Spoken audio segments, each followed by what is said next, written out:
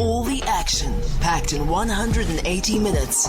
Power Breakfast with Tessa Dooms. Weekdays 6 to 9 a.m. It's 6:53 on Power Breakfast with Tessa Dooms this morning. We're joined by Professor Kholofelo Rakubu, who's going to just talk us through some of the stats that's coming through from, of course, SAPS and the Ministry of Police around particularly GBV and rape statistics. Prof, thank you so much for joining us this morning. Were you as shocked as me when you saw that the sleepy village of Thohoyandou was top when it came to the ranking of rape capitals in South Africa? Good morning to you and the listeners. I wasn't shocked at all, but again, I'm questioning. I've always had issues with the crime stats because I believe that is self-examination. And again, if we hear of an increase, I know for sure if they say it's 3%, that could be 98%, particularly with GBV, because we know in South Africa we have an issue with underreporting due to multiple factors. But a place like a place in Thohoyandou becoming tops, that we take because of the multiple issues around the area, issues of environmental design, issues of tradition, lack of resources when it comes to policing. But overall, the crime stats becomes meaningless in all categories in the absence of a strategy.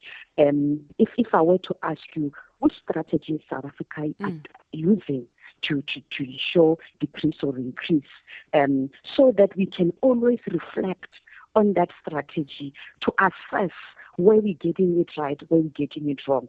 I'm telling you, come the next quarter, another area will be identified as tops. And then when you go to that Thohoyandou to check what was in place to ensure that you no longer come the position one like you did, they wouldn't tell you. Yeah, it's a bit of a race to the bottom that's happening at the moment when it comes to our crime stats, where we're not seeing a reverse in issues. We're just seeing a heightening of some areas over others at different times, I guess. And to your point around whether there's a strategy, I know that the Department of Women, Youth and Persons with Disabilities has embarked on some kind of hotspot program where they're sending in kind of ambassadors and peer educators into communities. As somebody who works in the area of criminology, is that something that has come into the radar in terms of how researchers are tracking and understanding what's happening in GBV? Is it having any kind of effect, do you think? It doesn't. And my issue with what government will always put in place is poor research around it. We all understand the stereotypes and the crime landscape in communities, but they will come with a politically inclined strategy just to utilize resources. And that strategy will be in place as per political appointment, and it will vacate office when there's another appointment. But we all understand causes of rape in South Africa and also lack of generic deterrence.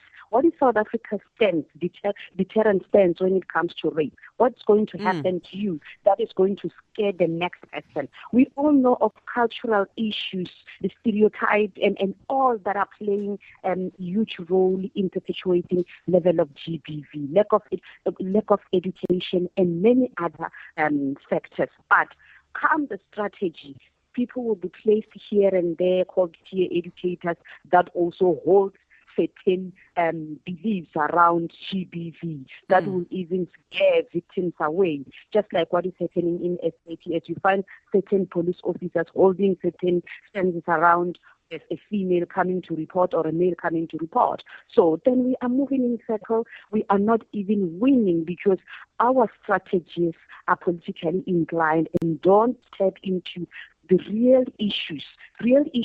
Communities are they clearly understand what goes on in communities in terms of crime and all that. So, Prof, now, how do you... Yes, ma'am? So I was just about to ask, what kind of interventions do you think would be more effective? We need to revisit all beautiful strategies that have been in place and be realistic in what really causes crime.